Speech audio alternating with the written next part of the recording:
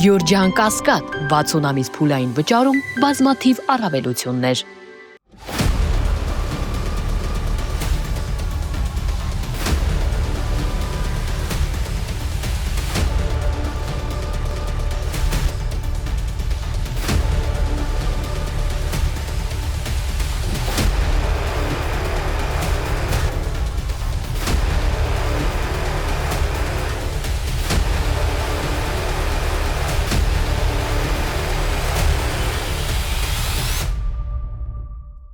Բարև ձեզ, այսօր իմ նախընտրական փոդքասթի հյուրը Արտուր Միքայելյանն է ուժեղ Հայաստան կուսակցությունից։ Ողջույն Արտուր։ Ողջույն, շնորհակալություն հրավերի համար։ Ես եմ շնորհակալ, որ ընդունել եք իմ հրավերը եւ մենք այսօր խոսելու ենք փոդքասթի ռեժիմով, այսինքն ես ձեզ ընդհատելու եմ եւ շատ բարդ հարցեր եմ տալու։ Հուսով եմ մենք կարողանանք հետաքրքիր զրուցել, որովհետեւ այսօր հանրության մեծ մասի ուշադրությունը, բոլորի ուշադրությունը նաև ձեր վրա է, որպես նոր ուժի, որ եկել է եւ մասնակցել է ընտրություններին եւ նաև Սամվել Կարապետյանի, որպես Սամվել Կարապետյանի ուժ, եւ բոլորին է հետաքրքրում ավելի հստակ հասկանալ ինչ եք ուզում եւ օրինակ երբ որ ասում եք որ ձեր վարչապետը Սամվել Կարապետյանն է, չէ՞ լինելու, մենք հասկանում ենք որ սա նաև PR հնարք է, որովհետեւ սենց տենց ձեր առաջին համարը լինելու է Նարեկ Կարապետյանը որպես վարչապետի թեկնածու, իսկ այսօրվանից հայտարարել Սամվել Կարապետյանին որպես վարչապետի թեկնածու, սա նշանակում է մարդկանց հստակ ասել, որ մենք չենք եկել Սամվել Կարապետյանի անունից, մենք եկել ենք հենց Սամվել Կարապետյանով, ես ճիշտ եմ հասկանում։ Այսինքն այն համեմատությունը, որ ձեզ Իվանիշվիլի հետ էին, Սամվել Կարապետյանին համեմատում են Իվանիշվիլի հետ, ուզում եք այդ համեմատությունից դուրս գալ։ Սկսեմ առաջին հարցից։ Ինչ ենք մենք ուզում։ Մենք ուզում ենք ուժեղ Հայաստան։ Ուրեմն այն դիտարկմանը, որ առաջին համարը կուսակցության Նարեկ Կարապետյանն է եւ Հայաստանի Հանրապետության հաջորդ վարչապետը Սամվել Կարապետյանը, դա հնարք չէ։ Սամվել Կարապետյանը հանդեսանում է ուժեղ Հայաստան կուսակցության ղեկավարը եւ Նարեկ Կարապետյանը լինելով որպես անցումային համակարգող ազգային ժողովը ընտրելու է Հայաստանի Հանրապետության վարչապետ Սամվել Կարապետյանին, որը օրենքը չի արգելում։ Իմիջիայլոց ոչ մի օրենքով Հայաստանում չի արգելվում ու չի սահմանվում, որ առաջի համարը պետք է լինի Հայաստանի Հանրապետության վարչապետ կամ մարդ, ով ցուցակում չի կարող հավակնել Հայաստանի Հանրապետության վարչապետի պաշտոնին։ Չկա ոչ մի սահմանափակող օրենք։ Ձեր իրավաբանները հստակ բացատրել են, այսպես թե այնպես մենք քիչ շատից հասկացել ենք, ինչ վերաբերում է օրենքներին, ինչպես դա կարելի է իրականացնել, բայց այնտեղ կա մի կարևոր կետ։ Սա իրականացնելու համար անհրաժեշտ է, որ ազգային ժողովի 2/3-ը լինի ընդդիմադիր։ Ես ճիշտ եմ հասկանում։ 2/3-ը ազգային ժողովը 2/3-ով պետք է քվեարկի սահմանադրության 148-րդ հոդվածը փոխելու համար, այո։ Ակնկալում եք որ Փաշինյանը ինչքան 30%-ից պակաս տոկոս պետք է ստանա։ Ես չեմ կարող ասել թե Փաշինյանը քանի տոկոս կստանա, բայց մենք գնում ենք բացարձակ մեծամասնություն ստանալու եւ իրագործելու այն ծրագրերը, որոնք որ մենք ներկայացնում ենք հանրությանը։ Արտուր, ես առաջարկում եմ, ես ձեզ տամ այն հարցերը, որոնք այսօր հնչում են, երբ մարդիկ քննարկում են ուժեղ Հայաստան կուսակցությունը, Սամվել Կարապետյանի ուժը եւ ընդհանրապես խոսում են ընտրությունների մասին, ինչ հարցեր են այդ մարդիկ քննարկում, ինչ հարցեր են բարձրաձայնում եւ ինչ մտավախություններ ունեն։ Առաջինը, օրինակ, երբ որ դուք խոսում եք պարբերաբար ձեր տնտեսական, սոցիալական ծրագրերից եւ պարբերաբար նաեւ հնչեցնում եք, որ մենք ուրիշ ենք, մենք եկել ենք, նոր ուժ ենք, կապ չունենք ոչ նախկինների, ոչ ներկաների հետ եւ բոլորովին այլ ձևով ենք կառավարելու։ Այսինքն չի ստացվում, որ դուք մեկ հարթակի վրա եք, նույն հարթակի վրա եք դնում եւ իշխանություններին եւ ընդդիմությանը։ Ոչ, բնավ այդպես չի ստացվում, որովհետեւ երբ որ մենք ասում ենք, որ մենք անելու ենք ամեն ինչը մեր ձևով, դա նշանակում է մի պարզ բան, որ ամեն ինչը լինելու է մեր ծրագրերով, ամեն ինչը լինելու է նախապես մեր կողմից մշակված ծրագրով եւ մենք անելու ենք ամեն ինչ, որ լինի ուժեղ Հայաստան։ Այն տրամադրվածությունը, որ մենք ընդդիմությանը ու իշխանությանը դնում ենք նույն հարթակի վրա, դա բնավ չի համապատասխանում իրականությանը։ Ես վստահորեն դա կարող եմ ասել, որովհետեւ այսօր մեր պայքարը կայանում է նրանում, որ Նիկոլ Փաշինյանը որպես թույլ ղեկավար հեռանա իշխանությունից։ Տեսեք, ենթադրենք ընտրություններին դուք հավաքել եք օրինակ, հա, մինչև 30% ձայն եւ կոալիցիոն կառավարություն կազմելու համար ձեզ անհրաժեշտ է լինելու պայմանավորվել մյուս ընդդիմադիր ուժերի հետ, ովքեր հավաքել են, ասենք, չգիտեմ, 12%, 10%, չգիտեմ։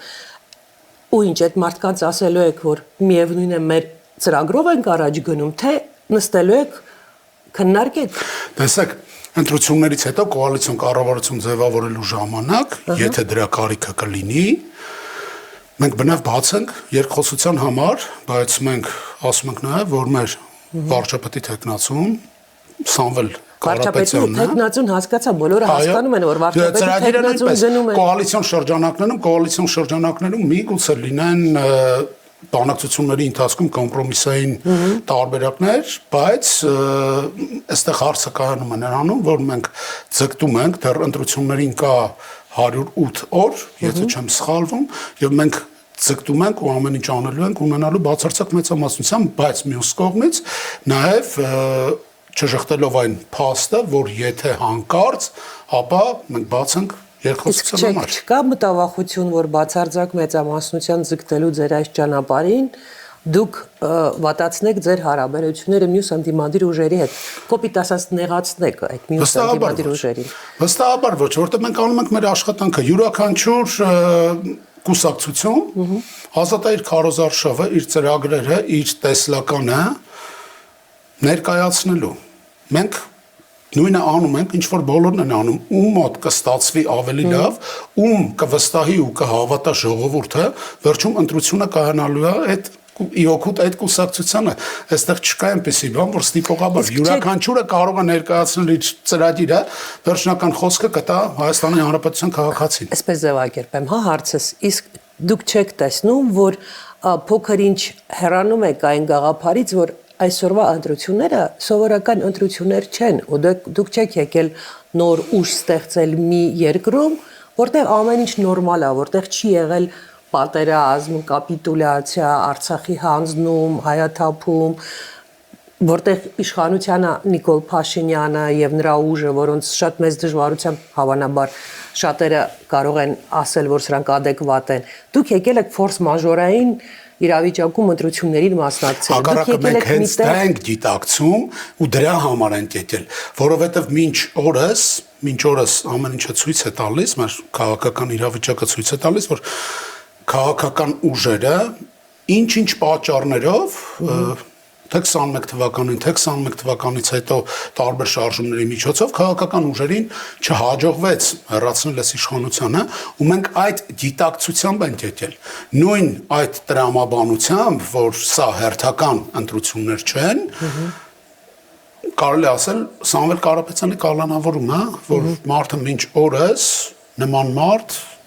կալանավորված է, ինչի համար, որ ցանկություն հայտնեց պաշտպանելու կարիք լինելու դեպքում հայ առաքելական Սուրբ եկեղեցուն։ Այստեղ չի կարելի սա դիտարկել որպես հերթական ընտրություն։ Այստեղ մենք ունենք մարտահրավերներ, որ նույն Ադրբեջանը եւ Թուրքիան Հայաստանի թույլ իշխանություններին պարտադրում են փոխել Հայաստանի Հանրապետության սահմանադրությունը, որը որ մեր կողմից անընդունելի է։ Մեր կողմից անընդունելի է նաեւ այն փաստը, որ իշխանությունների կողմից ներքին պարակտումներ են մտնում, սև, սպիտակ եւ այլն, մենք եկել ենք այս ամեն ինչին վերջ դնելու։ Ֆորս մաժորային իրավիճակը Հայաստանում պայմանավորված է այն ամենով, ինչ տեղի է ունեցել 2020 թվականի սեպտեմբերի 27-ից սկսած մինչ օրս, եւ Սամվել Կարապետյանի ձերբակալությունը միայն այդ շղթայի մի փոքրիկ հատվածն է, հա? Մի փոքրիկ օղակն է, այսինքն պետք է, երբ որ մենք խոսում ենք ֆորս մաժորային իրավիճակի մասին, երբ որ մենք խոսում ենք ճգնաժամի, աղետի, լուրջ մարտահրավերների մասին, դուք հասկանում եք, որ Սամվել Կարապետյանի ձերբակալությունը ընդամենը մեկ օղակ է եւ դա չէ հիմնական պատճառը, որ դուք բոլորդ հիմա եկել եք եւ ուզում եք Իհարկե դա մի մասն է, բայց երկիրը ընդհանուր առմամբ, ինչպես դուք նշեցիք, 20 թվականից ճգնաժամի մեջ է, ու դա է հիմնական պատճառներից մեկը, որ մենք եկել ենք, որտեղ չկա այլ տարբերակ։ Եթե չհայտնվեն նոր ուժեր, տեսեք ինչ է կատարվում։ Այն քաղաքական ուժերը, որոնք որ կան քաղաքական դաշտում, չկարողացան ինչ-ինչ պատճառներով։ Բայց պետք է ինչ-որ մեկը հայտնվի, որ կարողանա այս վիճակից հանի, որտեղ հայ ժողովուրդը ու Հայաստանը իրավունք ունի ապրելու, իրավունք ունի արարելու։ Հայ ժողովուրդը այսօր հայտնվել է մի այնպիսի վիճակում, որ Թուրքիան եւ Ադրբեջանը թելադրում են Հայաստանի Հանրապետության թույլ ղեկավարի միջոցով, թե ինչ պետք է անի։ Սա անընդունելի է մեր կողմից ու վերջին սրա մասին քիչ եք խոսում։ Ամեն ինչի մասին մենք կխոսանք ու ամեն ինչի մասին կխոսանք ժամանակին, տեսեք։ Բայց տպավորություն եք ստեղծել մարդկանց մոտ, որ դուք եկել եք սոցիալական հարցերով քարոզարշավ անելու եւ որովհետեւ ձեր թիրախում այն մարդիկ են, ում համար սոցիալական հարցերը ամենակարևորն են։ Տեսեք, ես քիչ առաջ ասացի, մենք դեռ ունենք 108 օր ժամանակ։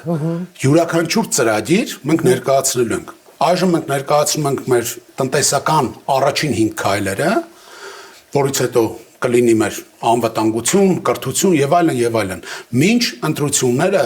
հայ ժողովուրդը տեղյակ կլինի մեր ամբողջական ծրագրից, մեր տեսլականից, թե ինչպես ենք մենք տեսնում Հայաստանը եւ հունիսի 8-ից հետո ինչ Հայաստանում են ապրելու Հայաստանի Հանրապետության քաղաքացիները։ Սրանում ես վստահ եմ, որ մենք չենք ուշանա ու մենք ժամանակին ցույց կտանք, բայց այստեղ մի շատ կարևոր նկատառում կա։ Տեսեք, ես բերեմ փոքր համեմատություն։ Պետությունը նման է մի ընտանիքի։ Երբ որ ընտանիքում չկա աշխատող մարդ ինչքան էլ ցանկանա, շատ մեծ ցանկության դեպքում էլ չի կարողանա ամրացնի իր տան պատերը, չի կարողանա նորոգի իր կտուրը եւ այլն, փոխի լուսամուտը։ Պետք է աշխատանք, պետք է զարգացնել տնտեսություն ու զուգահեռաբար անվտանգություն։ Տնտեսություն ու անվտանգություն մենք դիտարկում ենք որպես մեկ ամբողջություն։ Ունես ուժեղ տնտեսություն, ունես ուժեղ անվտանգություն։ Չունենաս ուժեղ տնտեսություն, դու չես ունենա անվտանգություն։ Դա բնական է եւ դա ասենք բոլորը գիտեն դրա մասին, այսպես ասեմ, բայց մենք գտնվում ենք մի իրավիճակում, որտեղ վտանգված է Հայաստանի ինքնիշխանությունը, որտեղ վտանգված են Հայաստանի տարածքային ամբողջականությունը եւ այլ շատ կարեւոր հարցեր, ու չխոսել այդ հարցերի մասին, ասել մենք դրա մասին կխոսենք հետո, դեռ 108 օր ունենք, հիմա կարեւոր է խոսել սոցիալական հարցերի։ Տեսեք, երբ որ մենք հիմա խոսում ենք սոցիալական հարցերից, բերեք այսպես ասենք, սոցիալական հարցերից, դա չի նշանակում, որ մեր համար անվտանգությունը երկրորդական է, հարցերի հերթականությունը չի նշանակում բնավ, որ տնտեսականը ավելի կարևոր է, քան անվտանգությունը։ Այստեղ գոյություն ունի մի բան, որ ընդհանուր տրամաբանության մեջ մենք ներկայացնելու ենք ուժեղ Հայաստանի տեսլականը։ Հայաստանի յուրաքանչյուր քաղաքացի եւ ես, եւ դուք, եւ բոլոր մեր հայրենակիցները իրենք հնարավորություն են ունենալու տեսնեն, թե ինչպես ենք մենք կառուցելու այդ Հայաստանը։ Մեկ անգամ եւս կրկնում եմ, մենք չենք ուշանալու, մենք ժամանակին ներկայացնելու ենք հանրությանը ու հանրությունը տեսնելու է այդ ամեն ինչը։ Տեսեք Արթուր ջան, այսպեսի մի հարց է, ինպես մարդիկ շատ կան, ում համար կարևորը երկրի անվտանգությունն է։ Նույնիսկ դա չի կարևորը, ավելի կարևոր է արժանապատվությունը, որ մեր արժանապատվությունը այսօր վտանգված է, այսինքն մենք չունենք դա, մենք չունենք հայ լինելու հպարտանալու զգացում այլևս։ Այո։ Եվ ասենք ինձպես մարդ շատ կա, որ ասում է մենք ուզում ենք առաջին հերթին, որ այս իշխանությունները գնան, որ մենք նորից լինենք նորմալ ազգ։ Տեսեք, ոչ թե միայն հայի արժանապատվությունն է վտանգված, այլ այստեղ հայի մեջ սերմանվել է վախ, արհեստական վախ։ Այնպիսի վախ, որ երեխեքին փոքր ժամանակ ասում են, հեսա մեշոք պապին կգա քեզ կտանի, այ նմանատիպ մի վախ են սերմանել բոլորի մեջ։ Գյուղացի մարդը վախենում է խոսի, թե ինչ է ինքը ուզում տեսնի։ Հասկանում եք, միշտ մարդկանց տանում են նրան, որ եթե այս բանը չանեք, այն ինչ մենք ուզում ենք, կսկսվի պատերազմ, հա։ Բայց դուք դրա մասին չեք խոսում, որը մենք կխոսենք դրա մասին, տեսեք, հնարավոր չի միաժամանակ խոսել։ Հնարավոր չի։ Հնարավոր չի, որովհետև միաժամանակ խոսել տարբեր բաների մասին, դա կստեղծի քաոս։ Իսկ ավելի լավ է խոսել մի բանի մասին, հետո մյուսի, որ հասարակության Այսինքն էլեկտորատը բաժանել եք մի քանի մասին։ Էլեկտորատը մենք չենք բաժանել, մենք աշխատում եք սոցիալապես անապահով մարդկանց ոչ թե մենք էլեկտորատն ենք բաժանել տարբեր մասերի, այլ մենք ներկայացնում ենք խմբավորված մեր տեսլականները խմբավորված, որ հասարակությունը տեսնի օրինակ, հա, տնտեսական մասով մենք ինչ ենք անելու, անվտանգային մասով մենք ինչ ենք անելու, կրթական մասերով մենք ինչ ենք անելու, այս ամեն ինչը խմբավորված մենք ներկայացնելու ենք հասարակությանը, որ լինի ավելի պարզ, ավելի մատչելի ու որ հասարակությունը հնարավորություն ունենա մանրամասը ծանոթանալու։ Տեսեք, մեծ խնդիր չէ ամեն մի ոլորտից մեկ նախադասություն, երկու նախադասություն ամեն օր ասելը։ Դա բնավ մեծ խնդիր չէ, բայց արդյոք այդ մեկ երկու նախադասությունը կամ միտքը, այո, արդյոք այդ մեկ երկու նախադասությունը կամ այդ միտքը, որը որ մենք տալու ենք ընտրողներին, կարող է մարդկանց մոտ ստեղծել տպավորություն։ Բնավ ոչ։ Դրա համար մենք գնում ենք այն ճանապարհով, որ սկզբնական շրջանում մենք կներկայացնենք մեր տնտեսական տեսլականը, հետո անվտանգային, կրթական եւ այլն։ Մոտ օրերս կլինի։ Դուք ամեն դեպքում բոլոր ձեր հավաքների ժամանակ խոսում եք հենց անվտանգությունից առաջին հերթին, ինչքան որ ես եմ հետևել ձեր ելույթներին եւ ես կարող եմ դες նաեւ անվտանգության հետ կապված հարցեր տալ։ Կարող եմ։ Սահմանափակ կներկայացնեմ։ Փորձենք սահմանափակ շատ կարճ խոսել, տեսեք։ Ես հարցեր եմ տալիս ձեզ անվտանգությունից, դուք ասում եք ինչով է ձեր քաղաքականությունը տարբերվելու Փաշինյանի քաղաքականությունից, հա, Փաշինյանի հայտարարություններից ու հատկապես Փաշինյանի արածներից։ Առաջինը, մենք քիչ առաջ մինչև այստեղ գալը ձեզ հետ խոսում ենք, որ լուրջ process-ներ են Իրանի շուրջ, հա, ամերիկյան CBS հեռուստաընկերություններ գրել, որ ամերիկացիները կարծես թե պատրաստ են ուժ կիրառելու Իրանի դեմ։ Ձեր կարծիքով ինչ է անում այսօր Փաշինյանը,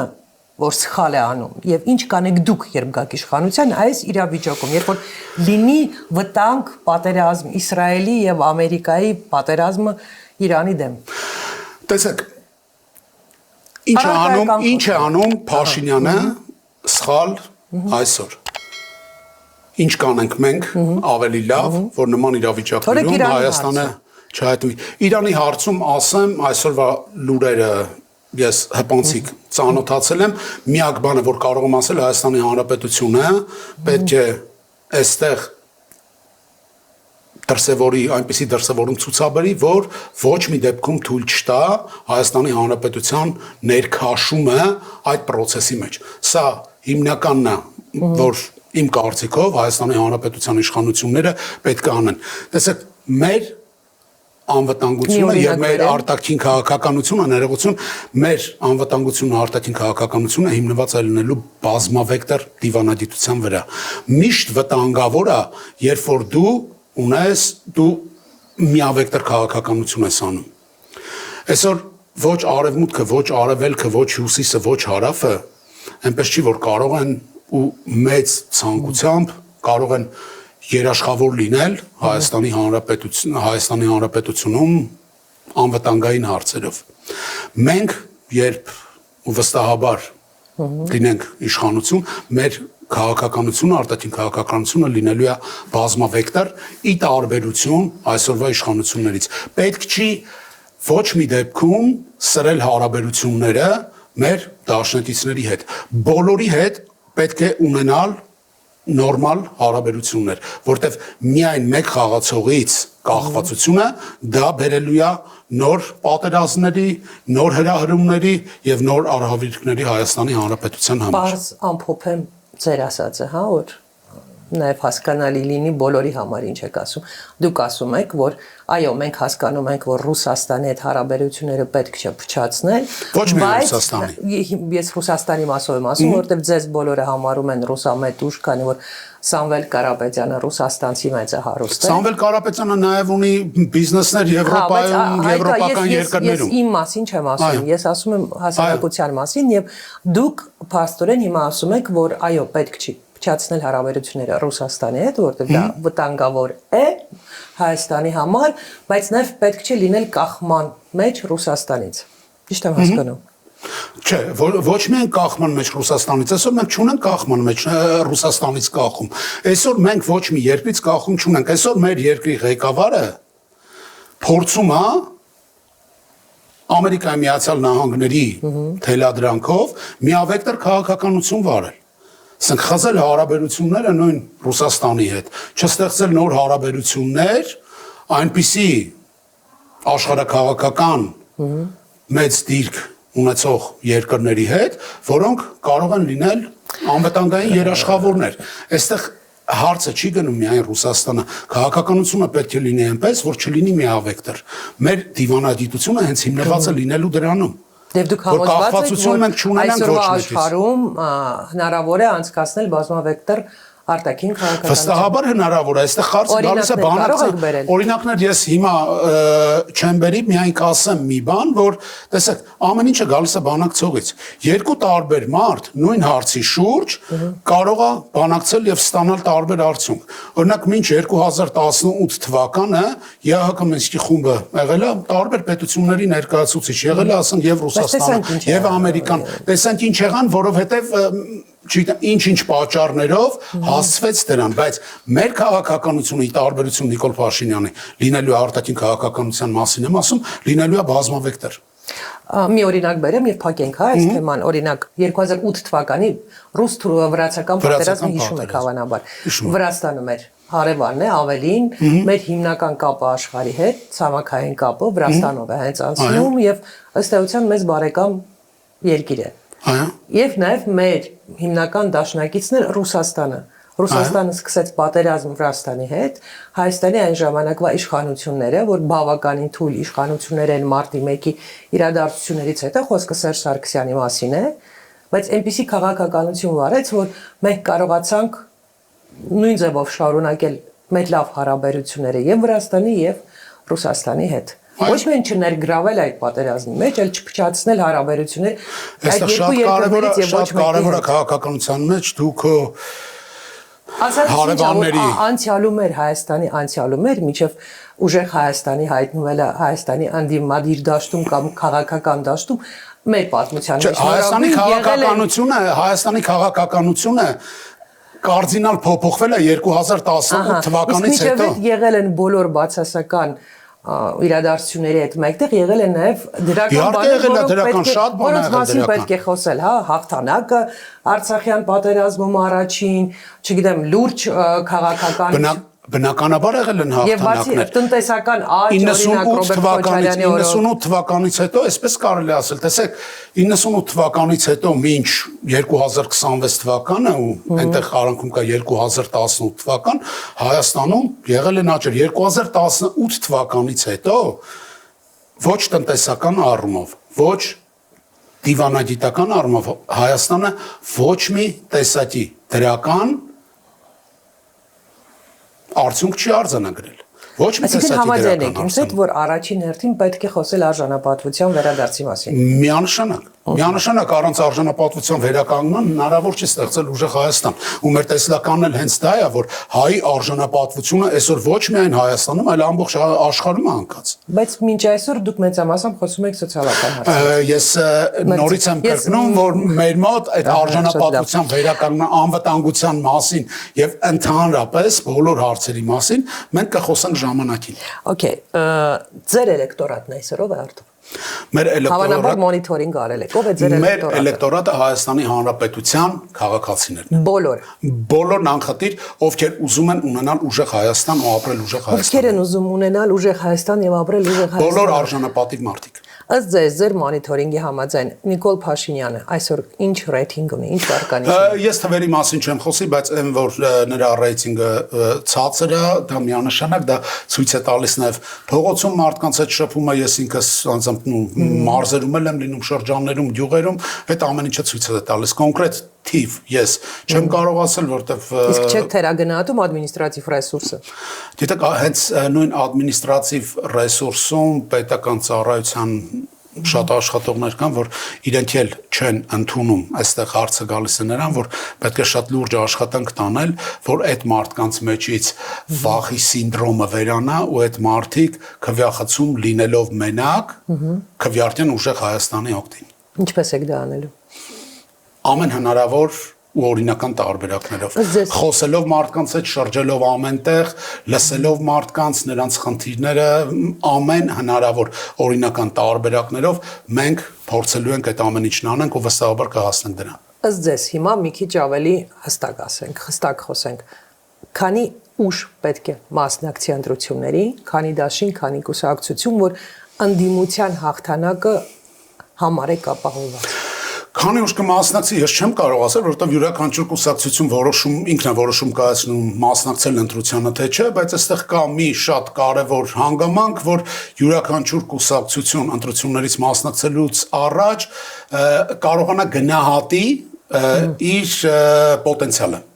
Ինչ նկատի ունեմ այս գնահատել պոտենցիալն ասելով, արդյոք կհաղթահարի տվյալ քաղաքական ուժը շեմը ընտրություններում ազգային ժողով անցնելու շեմը։ Եթե ոչ, այստեղ շատ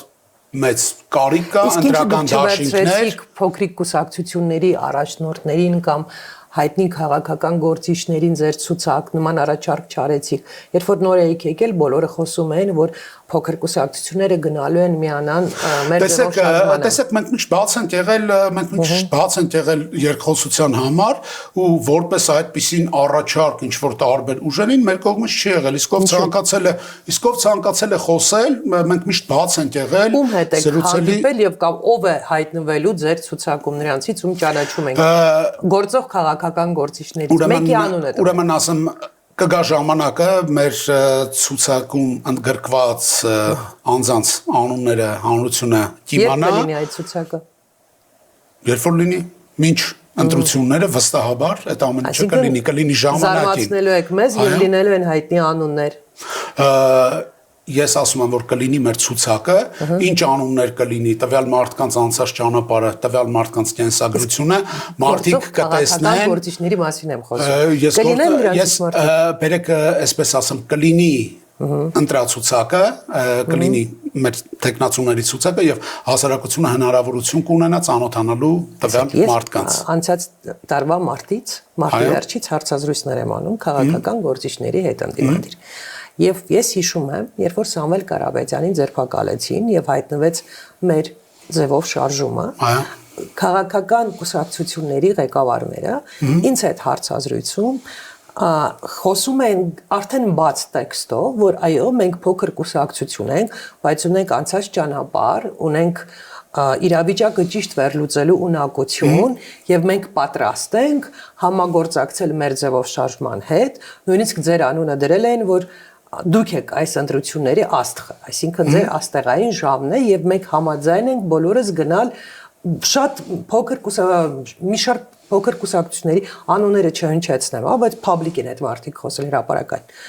Գնանք միանանք եւ ոչ ոք չեկավ, ձեզ չմիացավ, որովհետեւ չստացավ ձեզանից ոչ մի առաջարկ։ Հիմա նրանք ստիպված ուրիշ դաշինքներ են ման գալիս։ Գիտեք, իսեր ասո յուրաքանչյուր կուսակցություն ազատ է իր կողմնորոշումների համար, եթե նրանք ստեղծում են ուրիշ դաշինքներ եւ այլ դաշինքներով իրենք պատրաստ են մասնակցելու կուսակցությանը եւ անցնել անցողիկ շեմը որպես ընդդիմադիր, իրական ընդդիմադիր կուսակցություններ, մենք ուղղակի ողջունում ենք այդ ամեն ինչը, բայց մենք ի սկզբանե մեր կողմից կայացվել է որոշում, որ մենք ընտրությունների գնում ենք ուժեղ Հայաստան կուսակցությունով։ Երբ այդ որոշումը կայացրել։ Երբ որ կուսակցությունը ստեղծվել է, այդ ժամանակ այդ որոշումը կայացվել է, որ ուժեղ Հայաստանը որպես կուսակցություն գնում է ընտրությունների։ Դուք անձամբ համարում եք, որ դա ճիշտ որոշում է։ Կուսակցության խորհուրդը այդ որոշումը կայացրել է ու ես ինքս նույնպես համարում եմ, որ դա ճիշտ որոշում է։ Արթուր, իսկ այսպիսի մի հարց, եթե ընտրություններից առաջ անդիմադիր բոլոր ուժերը, ովքեր որոշում են կայացրել մասնակցել ընտրություններին եւ արդեն հստակ լինի ով եւ ինչ ձևաչափով է մասնակցում ընտրություններին, առաջարկեն ինչ որ մի հռչակագրի պես մի բան ստորագրել ընտրությունների քարոզարշավի ընթացքում եւ ընտրություններից հետո ինչպես են իրենք իրենց պահելու Դուք այդ հռչակագիրը ստորագրել եք։ Սա շատ հետաքրքիր հարց եք տալիս, բայց ես եթեներով հարցերը այնքան կարելի է տալ։ Կլինի նման բան, տվյալ դեպքում կլինի կուսակցության դիրքորոշումը, բայց մինչ նման բան չի եղել, ինչ որ դիրքորոշումը արտահայտել, կարծում եմ իմ կողմից կլինի ոչ ճիշտ։ Դաշտում գործող կուսակցություններից, ուժերից, քաղաքական գործիչներից ըստ ձեզ ով է ամենամոտը ձեր շարժմանը, ձեր կուսակցությանը։ Այստեղ ասել ամենամոտը կամ ինչ որ համեմատություններ անել կրկին գտնում եմ ոչ այդքան էլ ճիշտ այս պահի դրությամբ, որտեվ յուրաքանչյուր կուսակցություն, ինչպես ասի, յուրաքանչյուր կուսակցություն իր նախընտրական ծրագրերում ներողություն ես վերջացնեմ, իր նախընտրական ծրագրերում ինքը կարող է ներկայացնել իր տեսլականը, ինքը խոսել ժողովրդի հետ եւ խնդրել ժողովրդից քվե։ Մենք մեր աշխատանքը անում ենք, ով է ավելի մոտ, ով է ավելի հեռու, գաղափարական, ով ինչ կարող է ասել, որ նմանվի մեր գաղափարների հետ, հա, ես այս բանին չգիտեմ, այն ինչ կուսակցությունները բոլոր ընդդիմադիր անում են ամենամեծ հարգանքով բոլորի նկատմամբ, իրենք կարող են դա անել։ Գիտեք ինչն է նման ձեր քաղաքականությունը, հա, այս հարցում, ձեր ռազմավարությունը, այսպես ասեմ, ընտրությունների հարցում, նման է բիզնես ինչ որ ռազմավարության, որ մեկը գնում է ինչ որ մի մեծ օբյեկտ, որ այդ օբյեկտը կիսաքանդ վիճակում է եւ ասում է, չէ, սա հնարավոր չէ վերականգնել։ Ամեն ինչ քոքից քանդում ենք, մենք նորը կառուցում։ Ոչ, այստեղ ոչ թե մենք ամեն ինչը քոքից քանդում ենք, նորը կառուցում, նույն պետությամբ անում ենք զրոյական ինչ որ կետից մենք չենք սկսելու, մենք կառուցելու ենք այն, ինչը կիսաքանդ վիճակում է, մենք նայելու ենք այնտեղ ինչն է հնարավոր պահել, ինչը հնարավոր չի պահել, ու մենք կառուցելու ենք դրա հենքի վրա ուժեղ Հայաստանը։ Տեսեք, հնարավոր չի քանդել այն, ինչ մենք ունեցել ենք, պատմություն հնարավոր չի քանդել, բայց այն, որ պետք է վերականգնել հայի պատիվն ու արժանապատվությունը, ձեռք բերել մարդկանց վստահությունը ու այն անվստահությունը, որ այսօր կա հանրության շրջանում, որ կարողանալ թե ծրագրերով, թե քարոզչության միջոցով, թե աշխատանքով հանրությանը ցույց տալ, որ այո, կա այնպիսի ուժ, որին կարող են վստահել ու սա այն ուժն է, որը կարող է ստեղծել ուժեղ Հայաստան, մենք աշխատում ենք բացառապես այդ ուղղությամբ։ Մնացած կուսակցությունները, իսեր Աստծո, կարող են բոլորը աշխատել Բայց դուք ստիպված եք լինելու մնացած կուսակցությունների հետ սեղանի շուրջ նստել ընտրություններից հետո, որտեղ հավանականությունը, որ դուք մենակ 50+ ձայն կհավատկեք, շատ քիչ է։ Հավանականությունը միգուցե հիմա շատ քիչ է, մենք աշխատում ենք 108 օրվա ընթացքում կմեծանա այդ հավանականությունը։ Մենք անում ենք ամեն ինչ, երբեք պետք չի ասել երբեք, բայց մյուս կողմից էլ ես ասացի, որ մենք չենք բացառում։ Ուսում տեղ թողեք, որ հետո հեշտ լինի իրենց այդ պայմանավորվել։ Չէ, այնպես չի, որ մենք տեղ չենք թողում, ու այնպես չի, որ մենք ընդդիմադիր մյուս կուսակցություններին ինչ որ վատ բան ենք ասում։ Մենք միշտ ասում ենք, որ մենք պատրաստ ենք կառուցողական զրույցի, եթե հանկարծ։ Հասկացա։ Ինչ եք անելու, եթե այսօրվա իշխանությունները ձեզ չգրանցեն եւ թույլ չտան կամ վերջին պահին չգրանցեն կամ գրանցեն հետո չեղարկեն գրանցումը եւ դուք չլինեք ընտրացուցակում։ Էլի եթեներով հարցը, որը որ ես շատ չեմ սիրում, բայց դա ամենատարածված հարցն է այսօր։ Բայց վստահեցնում եմ, որ մենք ունենք պլան, թույլ տվեք այդ պլանի մասին չբարձրաձայնել։ Դա փողոց դուրս գալն է։ Եթե իշխանությունները գնան նման քայլի, մենք ունենք պլան, որը մենք իրագործենք։ Ինչ եք անելու անձամբ դուք ընտրություններից հետո։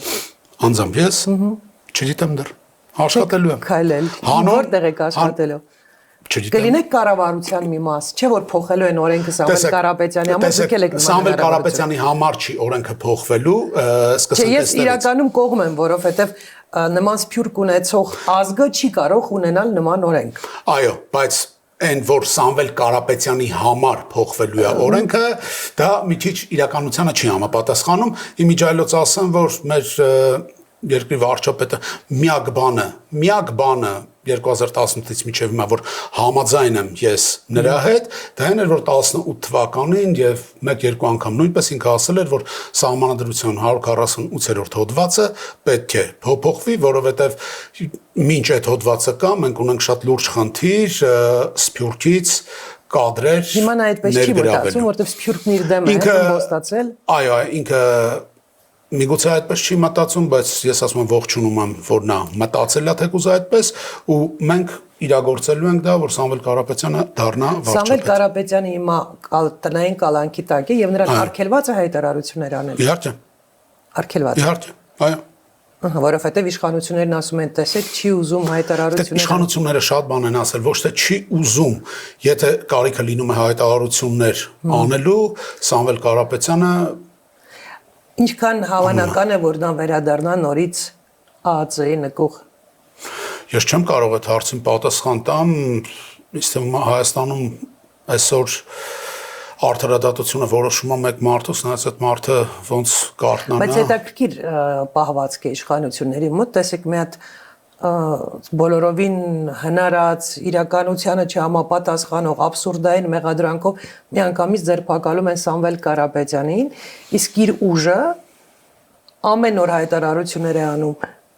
տարբեր ձևերով իշխանափոխության մասին, բայց մեր ձևովից կամ ուժեղ Հայաստանից ոչ ոքի չեն ձերբակալում։ Ինչ-որ բացատրություն ունեք այս անդրամաբանական պահվածքին իշխանությունների։ Բացատրություն չունեմ, իշխանությունները վախենում են։ Ահա։ Նիկոլ Փաշինյանը անձամբ ունի վախ, ոնց որ յուրաքանչյուր ուժեղ մարդուց։ Այստեղ Սամվել Կարապետյանին տնային կալանքում այժմ պայել ընդհանրապես այս շինծու քաղաքական քրեական մեղադրանքը առաջադրելով նա ցույց է տալիս իր վախը ուժեղ մարդկանցից։ Տեսեք, Նիկոլ Փաշինյանը ինքնին մինչ օրս ես վերջերս փորձեցի հետ գնալ ու նայել 18 թվականից մինչ վերջերս ինչ դրական բան է արել որպես երկրղեկավար ու չկա մի բան։ Ինձ թվում էր թե այդքան որ իրենք խոսում են որ ասֆալտ են կարել, հա, նույնիսկ այդ ասֆալտն էլ չեն կարողանում անել։ Դրա համար մեզ պետք է այնպիսի իշխանություն, մեզ պետք է այնպիսի ղեկավար, որ մենք կարողանանք յուրաքանչյուր ոլորտ, որը ընկած է գետնին այսօր, բարձրացնենք վերև։ Վերջին հարցս, քանի տոկոս է ստանալու ուժեղ Հայաստան կուսակցությունը ընտրությունները։ Մենք ձգտում ենք բացարձակ մեծամասնություն։ Այսինքն, դա բացարձակ մեծամասնություն։ 60%-ից ավելի։ Տոկոսը քանիս կլինի, ես չեմ կարող ասել, բայց մենք աշխատում ենք բացարձակ մեծամասնություն ունենալու համար։ Շնորհակալություն հետաքրքիր դրեցի համար։ Շնորհակալություն։